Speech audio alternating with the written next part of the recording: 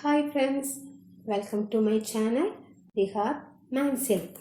இன்றைக்கி eggless garlic mayonnaise எப்படி செய்யலான்னு பார்க்கலாம்.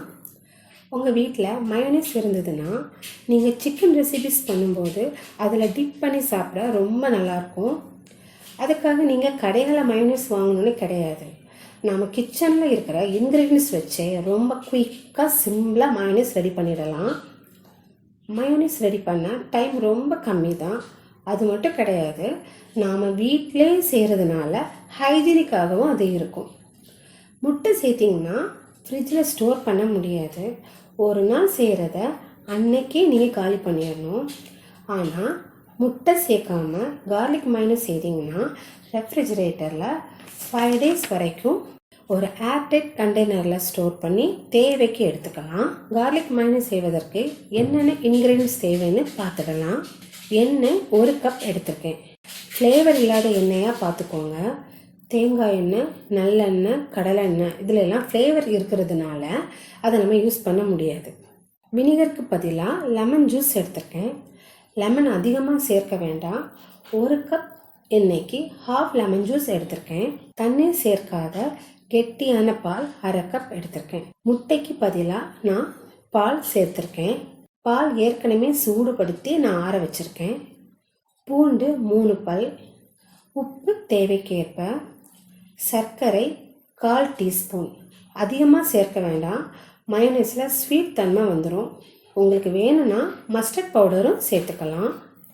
கடுகு கொஞ்சமாக எடுத்து நல்லா பவுடர் பண்ணி சேர்த்துக்கணும். இதில் பிளாக் பெப்பர் இல்லை ஒயிட் பெப்பர் எது வேணும்னாலும் உங்களுக்கு தேவைன்னா சேர்த்துக்கலாம். எண்ணெய் எடுத்து 1 மணி நேரம் ஃப்ரீசரில் வைக்கணும். பாலும் லெமன் ஜூஸும் 1/2 மணி நேரம் ஃப்ரீசரில் வச்சு எடுக்கணும். லெமன் ஜூஸ் கூலாக இல்லைன்னா பாலோடு சேர்த்து அரைக்கும்போது மிக்ஸி ஹீட்டில் திரிஞ்சிடும். ஸோ கேர்ஃபுல்லாக பண்ணுங்கள்.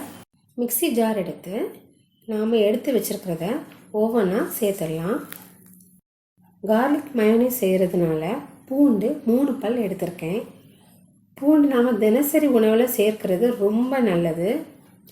பூண்டு வாசம் பிடிக்காதவங்க பூண்டு 1 பல் சேர்த்துக்கோங்க. பூண்டை க்ரஷ் பண்ணி போட்டுக்கோங்க. இப்போது ஜாரை க்ளோஸ் பண்ணி பல்ஸ் கொடுத்து எடுக்க போகிறோம். இப்போ நீங்கள் செய்கிற விதத்தில் தான் மயோனைஸ் உங்களுக்கு சரியான மோடில் வரும். அரைக்கும்போது ஃபுல் ஸ்பீட் கொடுக்காமல் விட்டு விட்டு பல்ஸ் கொடுத்து எடுக்கணும். குறிப்பாக மிக்ஸி ஜார் ஹீட் ஆகக்கூடாது. 7 to 8 டைம்ஸ் பல்ஸ் கொடுத்தாலே போதும்.